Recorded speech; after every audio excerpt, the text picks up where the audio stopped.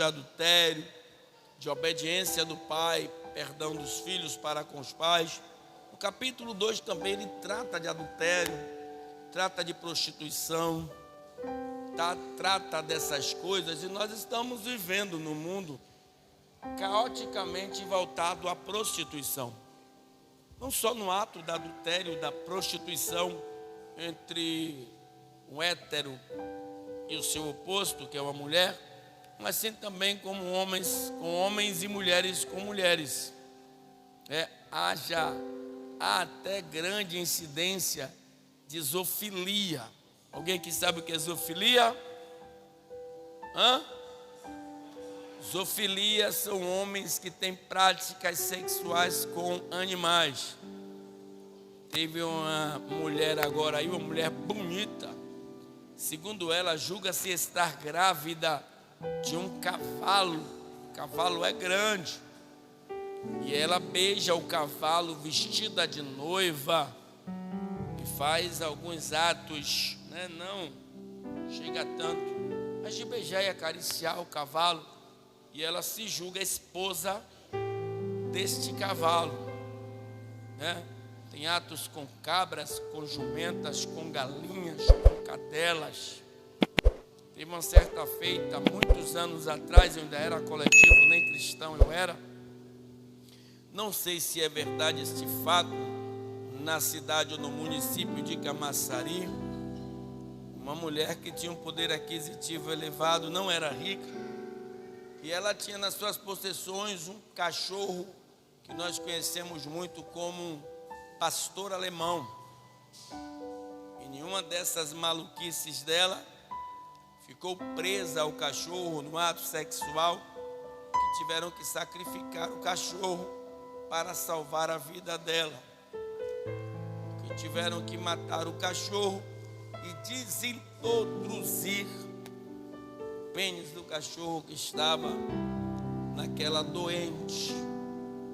Nós estamos vivendo esse tipo de prostituição de uma maneira tão forte.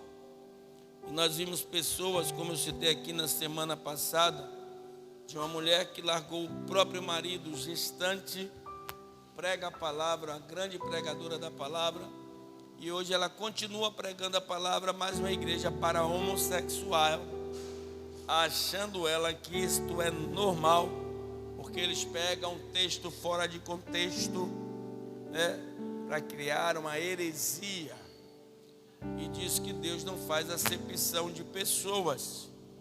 Na identidade dela, Deus não faz acepção de homossexual. Deus nunca ele mentiu sobre isso, porque ele ama o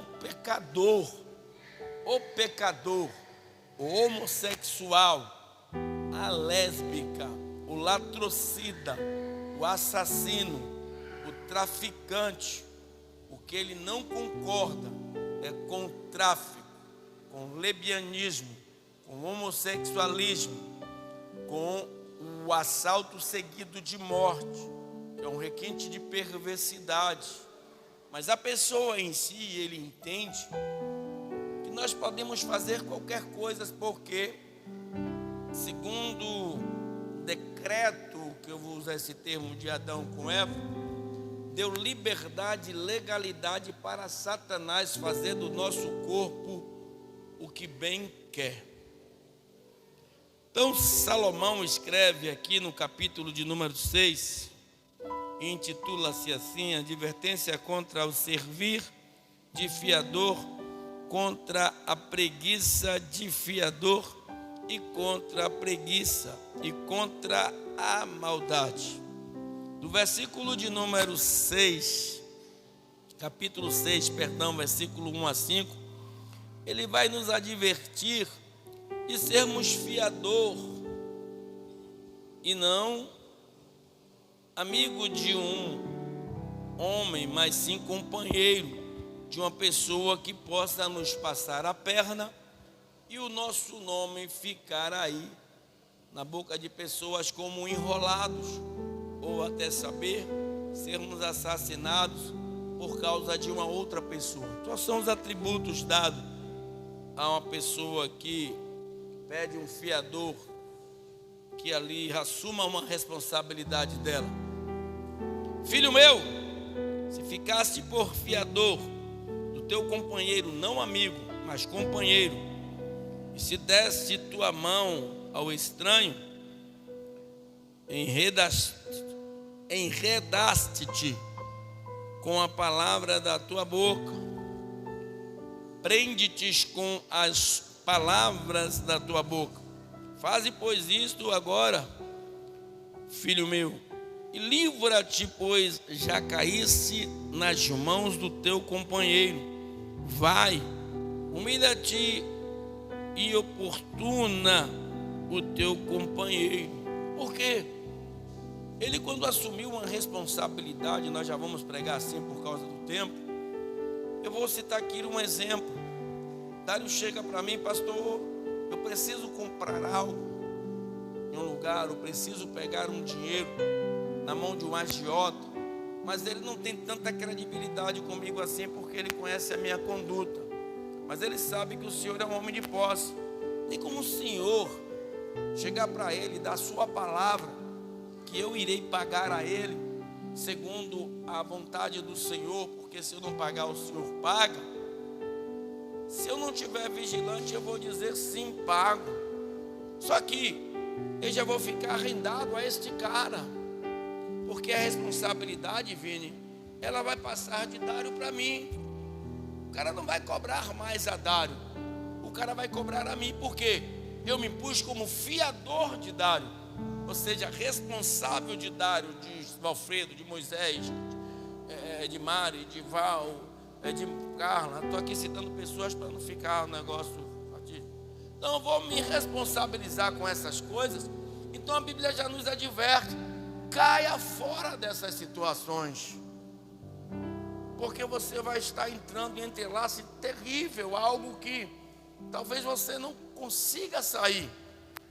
Aí ele diz assim, no versículo 3: faze, pois, isto agora, filho meu, e livra-te, pois já caíste nas mãos, louvado seja Deus, do teu companheiro. Vai, humilha-te, importuna o teu companheiro. Eu não quero, velho, me tira deste laço, não posso, não tenho, me perdoe, mas eu não tenho condições de fazer isso por você. Aí no versículo de número 4, ele vai dizer assim, ó: não deis sono aos teus olhos, nem repouso às tuas pálpebras. Livra-te como a gazela da mão do caçador e como uma ave da mão do passarinheiro. Por quê?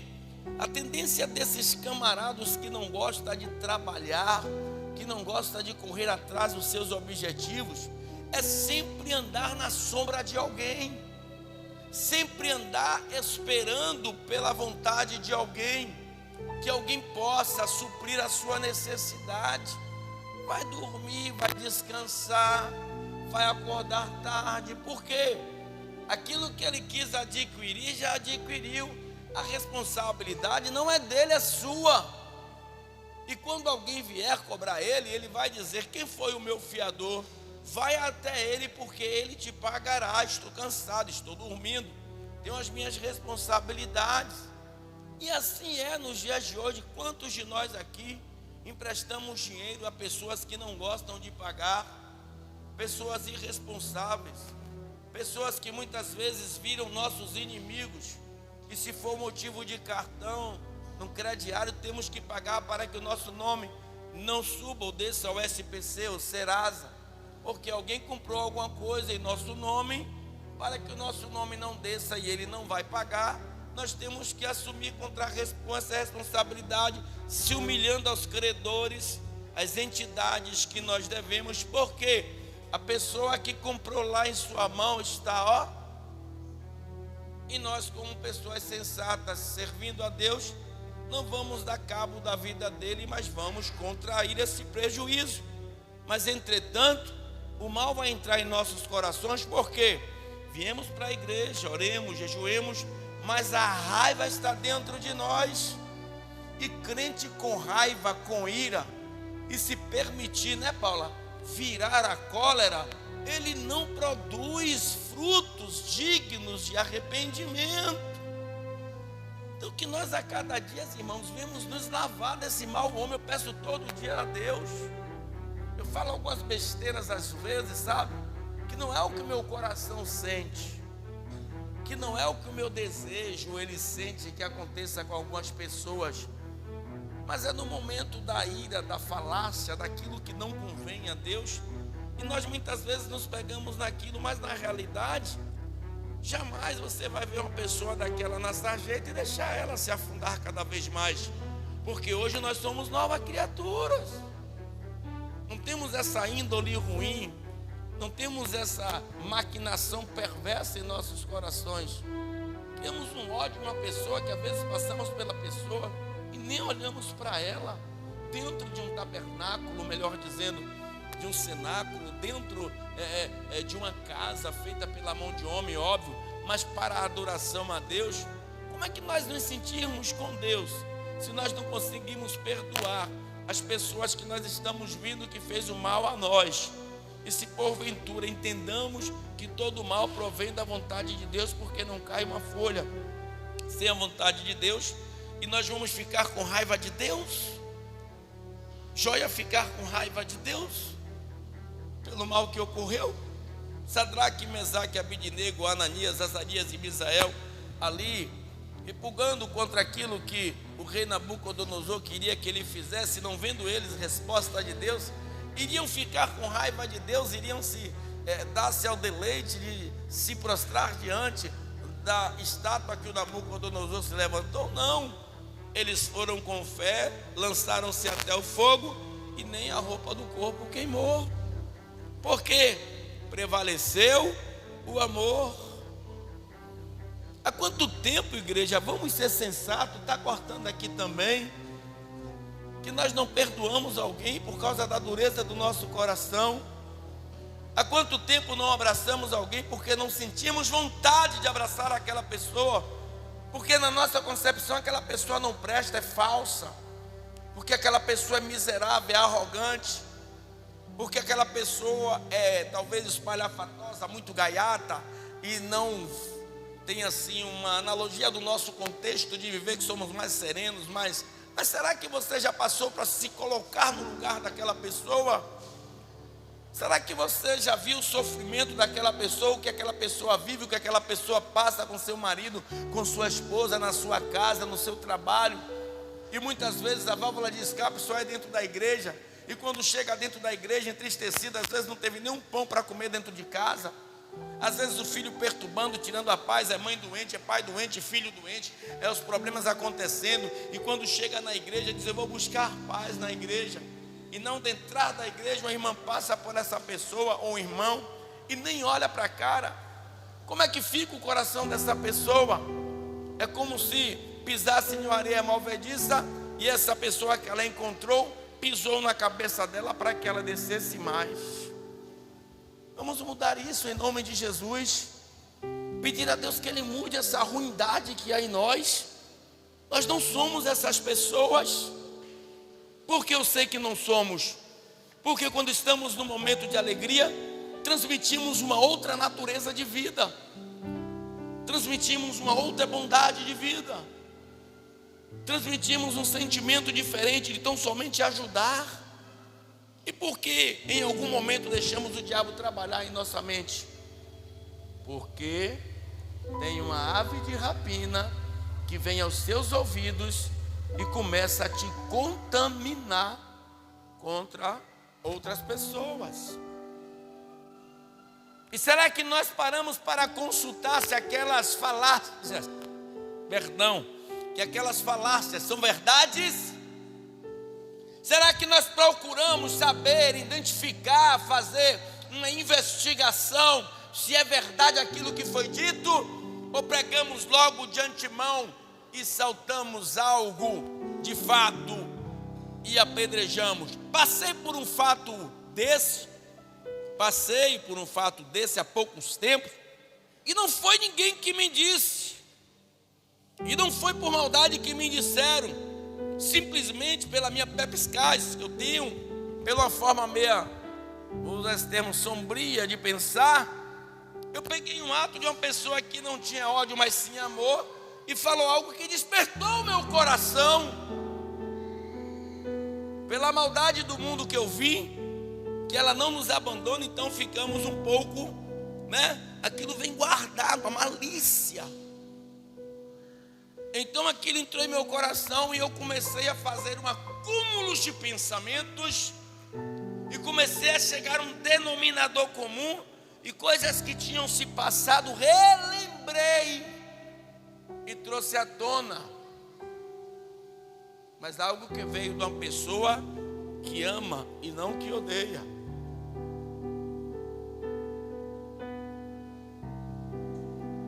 Versículos de número 6 até o 19.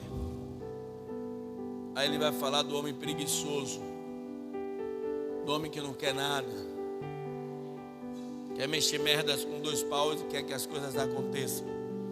Versículo 6 diz assim: vai ter com a formiga, ó preguiçoso, só olha para os seus caminhos e ser sábio, a qual não tendo superior, nem oficial, nem dominador, prepara no verão o seu pão, na cega, ajunta o seu mantimento, ó preguiçoso, até quando ficarás deitado, quando te levantarás do teu sono.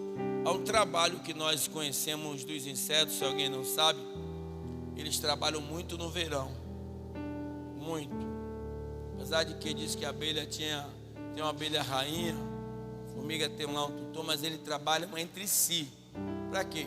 Pegando folhas, você já viu em alguns lugares, né?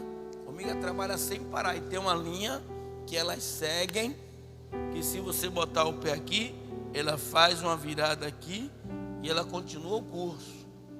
Pega a folha, pega pedaço de alimento e aí leva para uma gruta. Por quê? É o tempo da cega. Porque quando a tempestade vier, aquele tempo do temporal, eles estão nutridos de alimento. Ou seja, um trabalho racional, é um trabalho árduo. Não são trabalhos de 2, 3, 4, 5 dias. É quase o que o verão inteiro, preparando-se para que haja. Quem assistiu aqui Vidas de Inseto? Eu amo aquele desenho. Amo aquele desenho. Eles fazem um montante, depois vem um gafanhoto e tentam usurpar de tudo aquilo que eles conquistaram. É um desenho instrutivo, bastante inteligente. Então, tem pessoas que costumam ficar em casa o tempo todo, não quer trabalhar, não quer se desenvolver, não quer fazer uma prática, um curso, mas quer que a sorte bata as portas. Então, o nosso saudoso Salomão vai comparar ele com as formigas. Elas não param. É como eu falei aqui a semana passada, igreja eu já trabalhei, eu dei pau. Eu trabalhei 10 anos em depósito, eu tinha calo nos dedos das mãos, era meu depósito, era. Quando a coisa é sua, aí que você trabalha mais. Eu recebia material porque a área não era uma área muito extensa. Então chegava a caçamba de areia, punha num lugar adequado, dava para entrar, o espaço era mínimo, ficava no máximo 1,5 metro de um lado do outro, mas os outros pavimentos, que era de arenoso, brita, caulim, que vendia na época, e bloco, era aquela situação, o caminhão não podia entrar mais, punha do lado de fora, e nós colocávamos um carro de mão para dentro, um carrinho de mão. Cansei de pegar 5, 6 mil blocos na frente do depósito e ficar até 2, 3 horas da manhã manuseando o bloco e botando para dentro. Tinha um cara que trabalhava, mas tinha um horário determinado dele, que era até às 18 horas, ele não passava disso, ia embora, e eu ficava sozinho. Assim era na fabricação de lajes premoldadas. Cansei de ficar domingo a domingo. Sabe como era o processo? Eu pegava lata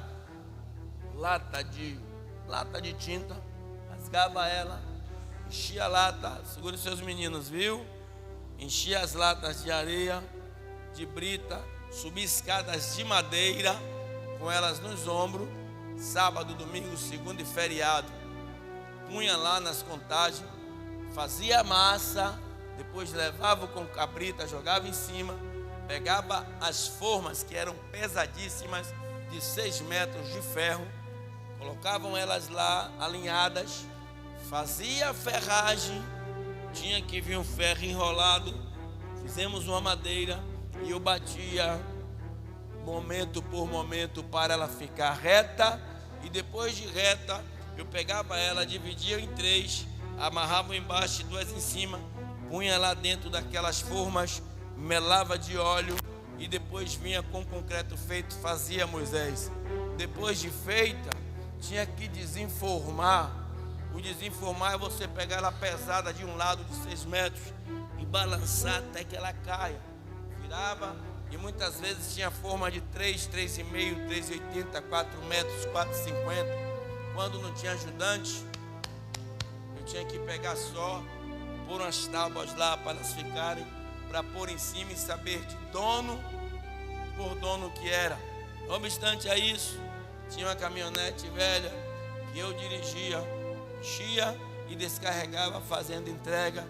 Quando não era assim, ia no Porto Seco Pirajá e pegava 200 sacos de cimento. Como ela só comportava 50 sacos, eu dava 4 viagens, carregava lá e descarregava lá. Era um trabalho árduo durante 10 anos da minha vida. Trabalhei desta forma, trabalhei em loja de vender roupa na Baixa do Sapateiro aos meus 16 anos. Trabalhei na Aramita, onde tive um acidente, quase perco esse braço. Trabalhei de cobrador de coletivo, trabalhei de motorista de vans em Salvador. Trabalhei num carro de cerveja, que era a Conceil, que prestava serviço à Ambev, Antártica, Brahma e outras porcarias lá. E depois eu voltei para o coletivo outra vez, trabalhei na Vitral, e da Vitral voltei para Litoral Norte, onde trabalhei mais 10 anos.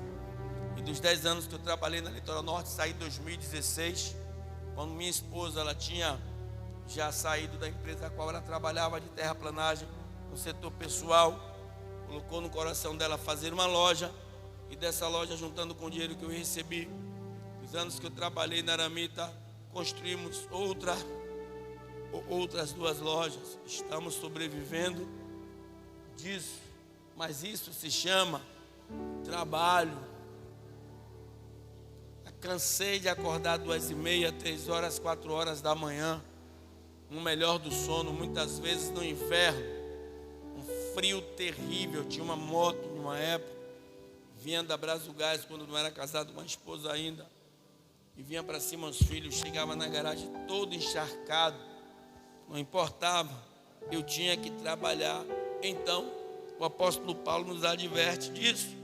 Vai ter com a formiga, versículo 6, ó preguiçoso, olha para os seus caminhos e ser sábio, a qual, não tendo superior, oficial nem dominador, prepara no verão o seu pão na sua saga junto ao alimento, ao mantimento.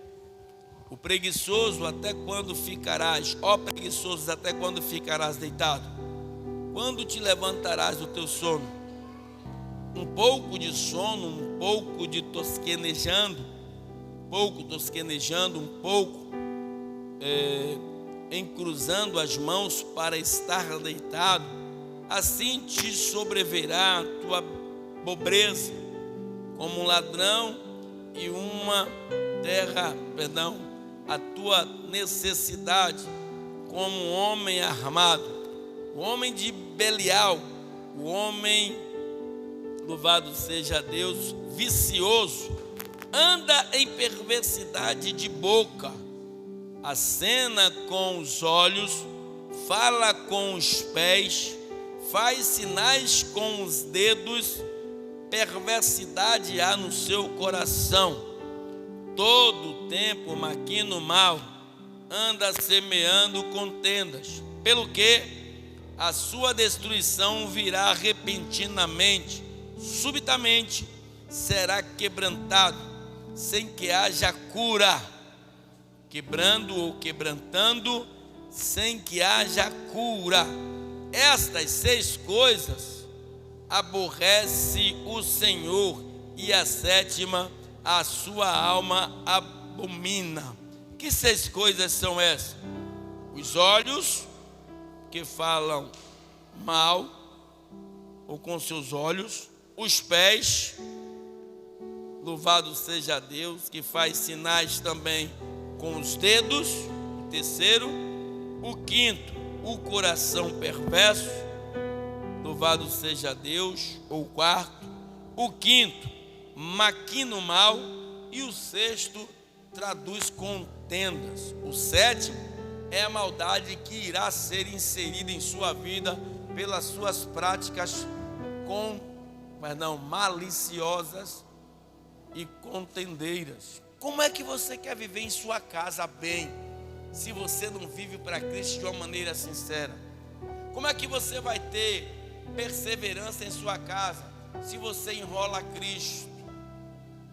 Se você é uma pessoa que usa de maldade, maleficência, pastor, o patrão chega lá e deixa 15 pacotes de sal, mas só que na conta dele que ele vai falar a você: ô fulano, eu deixei ali 4 pacotes de sal, não foi? Com certeza eu deixei, você foi. Onde é que foi o 5º? Para o seu bolso, porque a sua maldade já está diante de si. Só que você não sabe que aquilo ali vai atribuir na tua vida maldição, porque Deus não está nesse negócio. Deus diz a palavra dele através do próprio Salomão, Eclesiastes 3, que tudo que você planta de bem ou de mal, você vai colher. Isto é fato.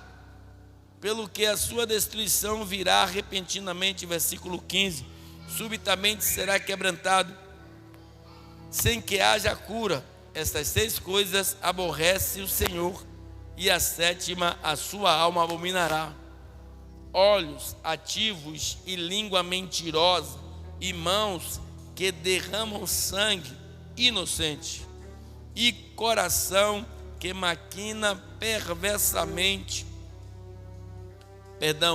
pensamentos viciosos, e pés que se apressam a correr para o mal. O tempo todo um abismo vai chamar outro abismo. Você vai se tornar uma pessoa de má índole e testemunha falsa, que profere mentiras, e o que semeia contendas entre irmãos. Aí ele vai dizer, do versículo 20 a 35, fala sobre a adulteração, a prostituição, promiscuidade e coisas dessa natureza. Filho meu, guarda o mandamento de teu pai e não deixes a lei de tua mãe. Vamos terminar? Ata os seus, louvado seja Deus, perpetualmente ao teu coração, e pendura-os ao teu pescoço. Quando caminhares, isso te guiará. Quando te deitares, te guardará. Quando acordares, falará contigo. Isso chama-se proteção divina de Deus, porque o mandamento é uma lâmpada e a lei uma luz, e as repreensões da correção são caminho da vida, ou seja, lâmpada para os teus pés é a minha palavra. Amém? Aí ele diz: para te guardarem da má mulher e das lisonjas da língua estranha, não cobiceis no teu coração a sua formosura, nem te prendas com os seus olhos, porque por causa de uma mulher prostituta se chega a perder um bocado de pão, e a adúltera anda à caça de preciosa vida. Quantos casamentos bem-sucedidos por várias práticas de prostituição e adultério são naufragados? Quantas mulheres já pegaram os vossos maridos em atos libidinosos, acerca da prática da prostituição, porque o adultério ele não se consiste só na coabitação, quando nós desejamos uma mulher virtualmente e ali nos masturbamos, ou vice-versa. Nós estamos dizendo que aquela suposta mulher ou aquele suposto homem nos dá mais prazer do que uma conjunção carnal com a nossa cônjuge. Amém? Parei em que versículo? Alguém pode me ajudar? 7 do capítulo 6. Amém? Em 7 do capítulo 6, tem certeza?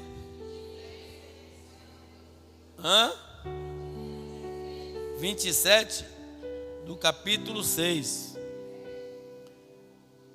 Tomara, é isso? Tomará alguém fogo no seu seio, sem que as suas vestes se queimem, sem que se queimem os seus pés, assim será o que entrar a mulher do seu próximo, não ficará inocente todo aquele que a toca, ou seja, destruição total da ponta da cabeça até o último dedo dos pés.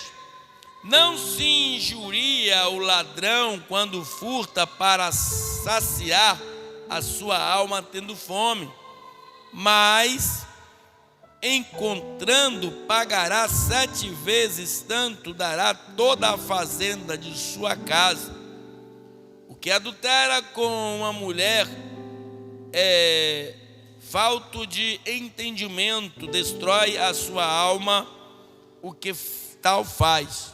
Achará castigos e vilipêndio, e o seu opróbrio nunca se apagará. A sua vergonha, a sua nudez, a sua perseguição, a sua mentira. Porque furioso é o ciúme do marido, e de maneira nenhuma perdoará no dia da sua vingança. Eu coloquei sua aqui só para parafrasear.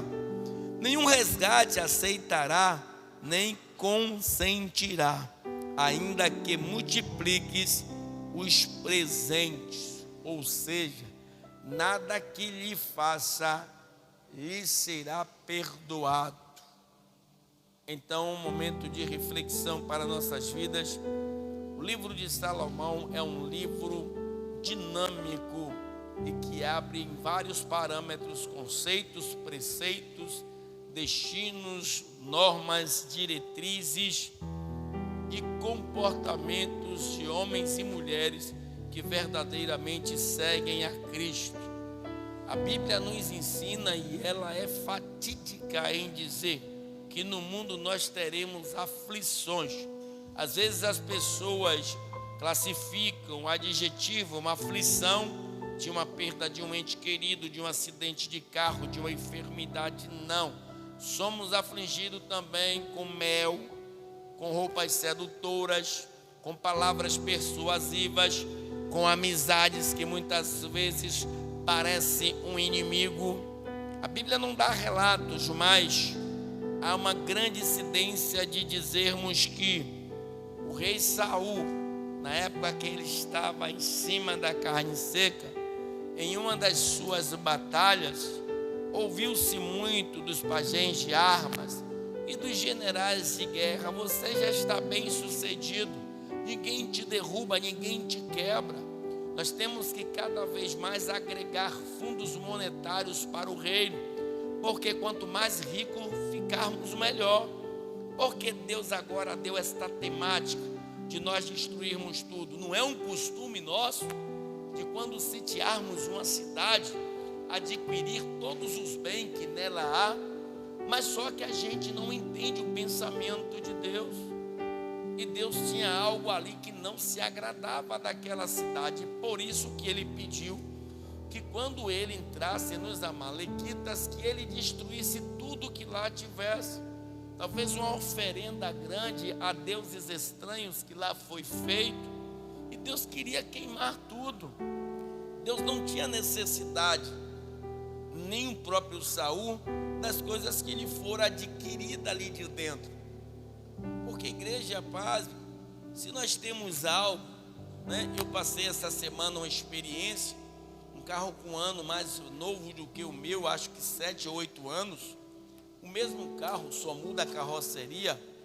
O dele era uma Tucson, se não me falha a memória, o meu Sportage, meu carro 2009, o dele 2016, né, 7 anos, não me falha a memória.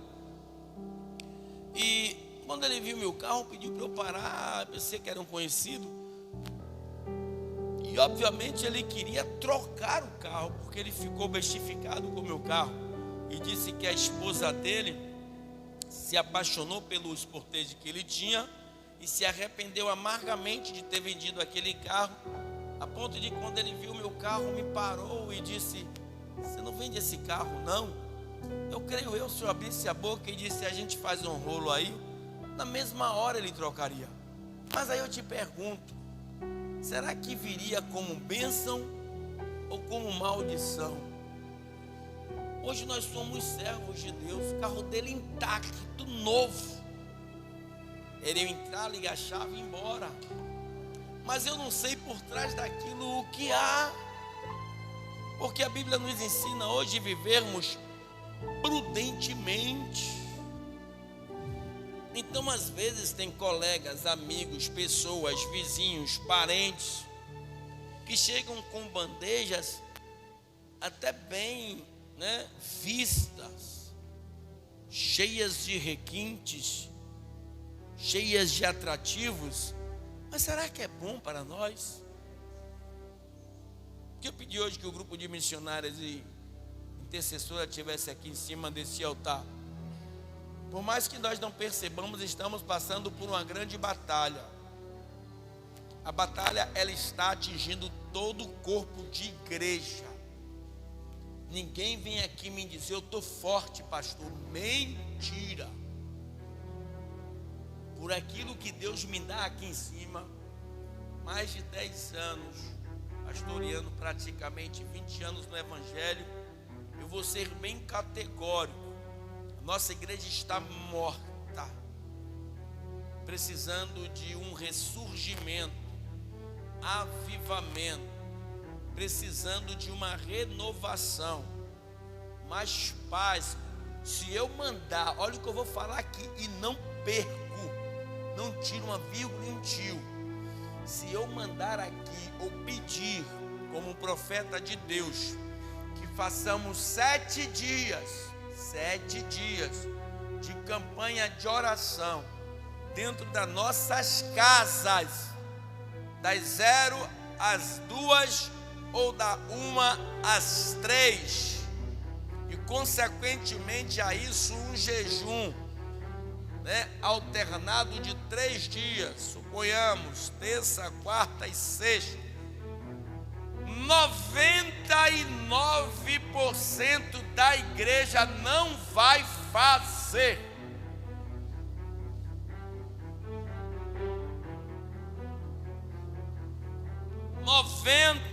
E 9% da igreja não fará. Você quer prova disso? Façamos aqui orações, ou fazemos aqui orações, um período bem curto, razoável, de entre 5 a 10 minutos. Pela visão ocular aqui, bem fácil, dá para se perceber que os joelhos estão dobrados, mas a boca não está orando. O coração está bem longe de uma oração. Então, somente pensando em que momento esta oração vai terminar, para que eu possa levantar. Porque eu estou querendo me levantar. Cadê Messias? Está aí? Messias estava comigo hoje no hospital, e eu expliquei a ele: Messias, eu não entendo, e vocês perdem muito por isso. Eu não entendo, eu fiquei com ele no máximo 5 minutos. 5 minutos ali na MG. Quando eu fiquei 5 minutos parado, me dá uma dor insuportável. Daqui até aqui. Porque eu não consigo ficar em pé. Mas se for para ficar em pé aqui a noite toda, eu não sinto esta dor. O que é que o senhor quer dizer com isso, pastor? A perda de tempo que nós temos é que quem sustenta a minha coluna aqui se chama Yeshua HaMashiach. E nós o desprezamos por aflitos e oprimidos. E o castigo que nos traz a paz está e estava e sempre estará sobre ele.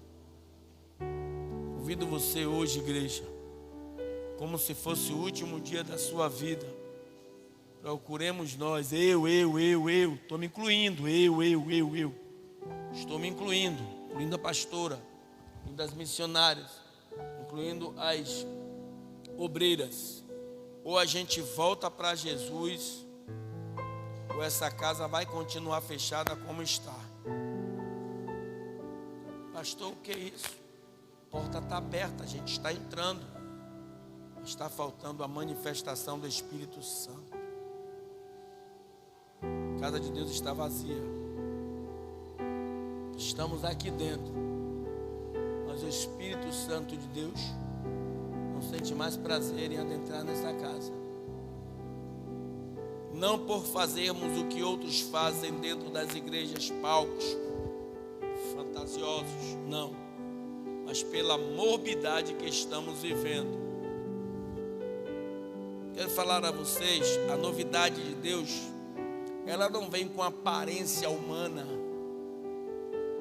ela não vem com algo que atraia o ser humano a vir para a igreja porque viu Dona Zil andar, porque viu Dona Zil melhorar, ser curada, Dona Marlene. Não, a aparência de Deus vem quando nós temos a atitude de mudar para Deus e outras pessoas vejam a mudança de Deus em nossas vidas. Daí Deus opera o milagre. Porque antes do milagre Deus quer a conversão. Antes do milagre Deus quer a libertação. Antes do milagre Deus não quer multiplicação de pães e peixe, mas multiplicação de unção. Então enquanto você não perdoar, guarde isso. Nós, Deus está falando aqui nesta noite, igreja. Enquanto a gente não se unir, enquanto a gente não se amar, enquanto a gente não se respeitar, enquanto a gente não se entender, a gente não vai crescer. É fácil para nós vir o irmão ali bebendo, vir o irmão ali fumando, vir o irmão ali praticando atos libidinosos e chegarmos e ligarmos para alguém. Vir irmão fazendo essa prática. O difícil para nós é se achegarmos ao irmão. Irmão, como é que vai? Tudo bem?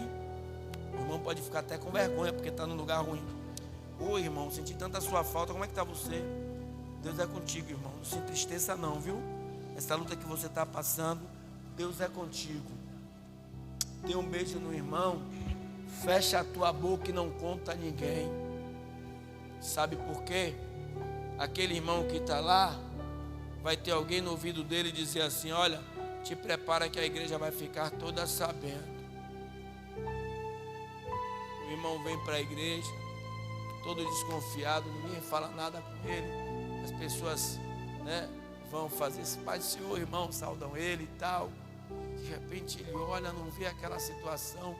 E quando o irmão vê ele: irmão, que alegria te ver aqui, como é que está? Tudo bem? Seja bem-vindo em nome de Jesus. Não, irmão, pensei que aquela situação a igreja soubesse. Jamais, irmão. Porque quem tem que saber, ele já sabia antes que eu te visse. E quem tem que saber Ele não está te julgando, Ele está como teu advogado. Não cabe a eu, irmão, cabe a eu, quando eu te ver neste lugar, não virar as costas para você, mas te tratar como servo de Deus. Porque quero te dizer, irmão, você pode estar até afastado, você pode estar até um tempo afastado, mas desviado é Satanás. Você ainda volta, irmão. Está faltando em nosso meio isso. Sabe o que acontecia, Paula? Quando nós congregávamos na igreja, ela que era pequena, terminava o culto para o pessoal ir embora, era um trabalho terrível. Hoje não por limpar a igreja, que nós não limpávamos a igreja de noite, tinha uma pessoa que limpava no dia seguinte, mas o amor era tanto, a comunhão era tanto, a concentração era tanto, que o povo não queria ir embora. Ficava conversando o tempo todo, uma resenha, uma alegria. E hoje nós não vimos mais isso. A malícia cresceu, a maldade cresceu, a arrogância cresceu, a soberba cresceu, a idolatria cresceu, a porfia cresceu. Mas eu creio que ainda há remanescentes nessa geração. Fica de pé em nome de Jesus.